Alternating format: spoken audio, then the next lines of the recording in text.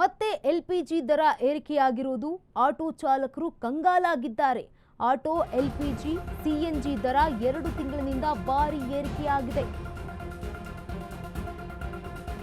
Auto LPG ಹಾಗೆ CNG ದರ 2 ತಿಂಗಳಿನಿಂದ ಭಾರಿ ಏರಿಕೆಯಾಗಿದೆ. ಯುದ್ಧಕ್ಕೂ ಮುನ್ನ 88 ರೂಪಾಯಿ ಇದ್ದ ಸಿಎನ್ಜಿ ದರ ಈಗ 93 ರೂಪಾಯಿ ಆಗಿದೆ. ಯುದ್ಧಕ್ಕೂ ಮುನ್ನ 56 ರೂಪಾಯಿ ಇದ್ದ ಎಲ್ಪಿಜಿ ಗ್ಯಾಸ್ ದರ ಈಗ 95 ರೂಪಾಯಿ ಆಗಿರುವಂಥದ್ದು. 56 ಇದ್ದಾಗಲೂ ಕೂಡ ಆಟೋ ಮಿನಿಮಮ್ ದರ 36 ರೂಪಾಯಿ ಇತ್ತು. 95ಕ್ಕೆ ಏರಿಕೆಯಾದಾಗಲೂ ಕೂಡ ಆಟೋ ಮಿನಿಮಮ್ ದರ 36 ರೂಪಾಯಿ ಇತ್ತು.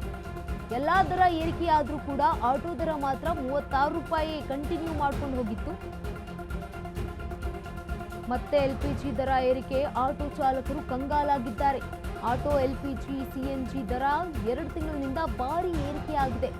ಯುದ್ಧಕ್ಕೂ ಮುನ್ನ 88 ರೂಪಾಯಿ ಇದ್ದ ಸಿಎನ್ಜಿ ದರ ಈಗ 93 ರೂಪಾಯಿ ಆಗಿದೆ. ಯುದ್ಧಕ್ಕೂ ಮುನ್ನ 56 ರೂಪಾಯಿ ಇದ್ದ ಎಲ್ಪಿಜಿ ಗ್ಯಾಸ್ ದರ ಈಗ 95 ರೂಪಾಯಿ ಆಗಿದೆ. 56 ಇದ್ದಾಗಲೂ ಕೂಡ ಆಟೋ ಮಿನಿಮಮ್ ದರ 36 ರೂಪಾಯಿ ಇತ್ತು. ಆಯ್ತಾ, 95 ಏರಿಕೆಯಾದಾಗಲೂ ಕೂಡ ಆಟೋ ಮಿನಿಮಮ್ ದರ 36 ರೂಪಾಯಿ ಇತ್ತು. ಎಲ್ಲ ದರ ಏರಿಕೆಯಾದರೂ ಕೂಡ ಆಟೋ ದರ ಮಾತ್ರ 36 ರೂಪಾಯಿ ಇದೆ.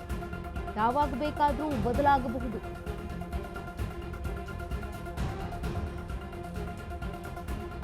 ಈ ಬಗ್ಗೆ ಆಟೋ ಡ್ರೈವರ್ಗಳು ಏನ್ ಹೇಳ್ತಾರೆ ಬನ್ನಿ ನೋಡೋಣ. ಗ್ಯಾಸ್ ರೈಟ್ ಜಾಸ್ತಿ ಆಗಿದೆ. ಮತ್ತೆ ಇವಾಗ ಸ್ವಲ್ಪ ಒಂದು ಈ ವಾರದಿಂದ ಕರೆಕ್ಟಾಗಿ ತೊಂದರೆ ಆಗದಂಗೆ ಗ್ಯಾಸ್ ಸಿಗ್ತದೆ. ಬಟ್ ರೈಟ್ ಜಾಸ್ತಿ ಆಗಿದೆ ಅಂದರೆ ಸ್ವಲ್ಪ ಹೊಡೆತ ಬೀಳ್ತದೆ. ಅದು ಕೇಂದ್ರದ ನಾವೇನು ಮಾಡಲಿಕ್ಕಲ್ಲ, ನೀವು ಏನು ಮಾಡಲಿಕ್ಕಲ್ಲ, ಅಥವಾ ನಮ್ಮ ಸ್ಟೇಟರ್ ಅವರು ಏನು ಮಾಡ್ಲಿಕ್ಕೆ ಅನಿಸ್ತದೆ. ಕೇಂದ್ರದವ್ರು ಅದಕ್ಕೇನೋ ಸಂಬಂಧಪಟ್ಟರೆ ಇದು ಮಾಡ್ಬೋದು. ಇದಕ್ಕೆಲ್ಲದಕ್ಕೂ ಮುಖ್ಯ ಏನಂದರೆ ಮನೆ ಗ್ಯಾಸ್ಗಳು ಸ್ವಲ್ಪ ಪ್ರಾಬ್ಲಮ್ ಆಗಿದೆ. ಅದಕ್ಕೆ ನೀವು ಏನ್ ಹೇಳ್ತೀರಾ ಅದು ನಮಗೆ ಗೊತ್ತಾಗೋದಿಲ್ಲ ಸರ್. ಈಗ ನೋಡಿ ಎಲ್ಲ ರೇಟ್ ಜಾಸ್ತಿ ಆಗ್ತಿದೆ. ನಿಮ್ಮ ಮೀಟರ್ ರೇಟ್ ಮಾತ್ರ 36 ಇದೆಯಲ್ಲ? ಇಲ್ಲ, ನಮ್ದು ದೇವಸ್ಥಾನದ, ಹಂಗಾಗಿ ನಮ್ಗೆ ಅದ್ರ ಮೀಟರ್ ಬಗ್ಗೆ ನಮ್ಗೆ ಅಷ್ಟೊಂದೇನು ಹೊಡ್ತಾ ಬೀಳಲ್ರ. ನಾವು ಇಸ್ಕಾನ್ ದೇವಸ್ಥಾನಕ್ಕೆ ಕೆಲಸ ಮಾಡ್ತೀವಿ, ಅಲ್ಲೇ ಗಾಡಿ ಓಡಿಸ್ತಾ ಇದೀವಿ. ಎಲ್ಲ ಕಂಪ್ನಿ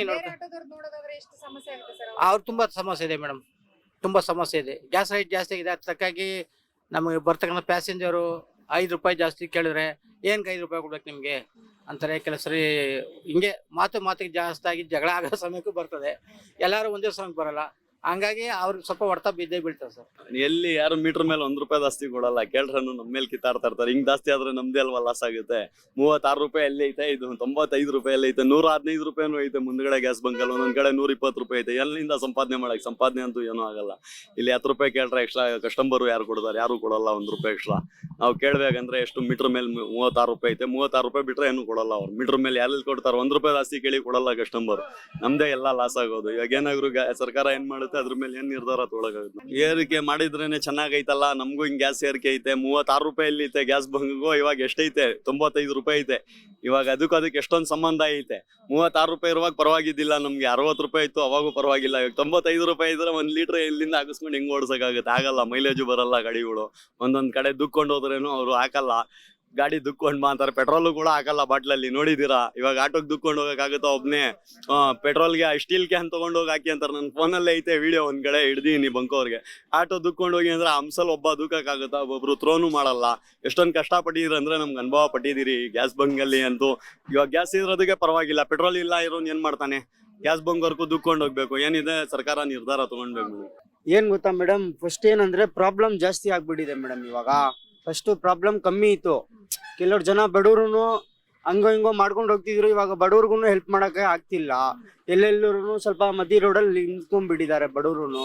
ಗ್ಯಾಸ್ ರೇಟ್ ಜಾಸ್ತಿ, ಪೆಟ್ರೋಲ್ ರೇಟು ಜಾಸ್ತಿ ಆಗಿದೆ. ಕೆಲವ್ರ ಜಗನು ನಾನು ನೋಡಿದೀನಿ. ಇದು ಹೆಬ್ಬಾಳ ಹತ್ರ ಎಲ್ಲ ಗ್ಯಾಸ್ ರೇಟು ಜಾಸ್ತಿ ಆಗಿದೆ. ಎಲ್ಲಿ ನೋಡಿದ್ರೆ 24 ಅವರ್ ರಶ್ಶೇ ಇರುತ್ತೆ. ಒಂದೊಂದ್ ಜಾಗದಲ್ಲಿ ರಶ್ಶೇ ಇರಲ್ಲ. ಶಿಬೇಂದ್ರ ಪಾಳ್ಯದಲ್ಲಿನೂ ರಶ್ ಇರಲ್ಲ.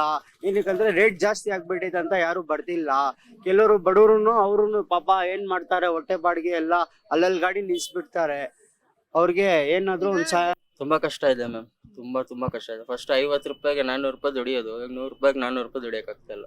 ಪರ್ ಡೇ ಸುಮ್ಮನೆ ಓಡಾಡ್ತಾ ಇರ್ಬೇಕು. ಗ್ಯಾಸ್ ವೇಸ್ಟ್ ಮಾಡ್ತಾ ಇರ್ಬೇಕು. ಏನಿಲ್ಲ ಮ್ಯಾಮ್, ಎಷ್ಟು ಕೇಳಿದ್ರು ಯಾರು ಅಂತ ಹೆಲ್ಪ್ ಮಾಡೋರಿಲ್ಲ. ಏನ್ ಮಾಡೋದು? ನಡೆಸ್ಬೇಕಲ್ಲ, ಮನೆ ನಡೆಸ್ತಾ ಇದೀವಿ. ಅದು ಒಂಥರ ಒಳ್ಳೇದಿ ಅಂತ ಹೇಳ್ಬೋದು. ಆದ್ರೆ ಬಡವ್ರ ಕಷ್ಟ ಯಾರು ಅರ್ಥ ಮಾಡ್ಕೊಂತಾರೆ? ಅದಿರೋದ್ಮೇಲೆ ರೇಷನ್ ಕೊಟ್ರೆ ಸಾಕು ಮ್ಯಾಮ್, ಬದುಕೊಂತೀವಿ. ಇಲ್ಲ ಏನಾದ್ರು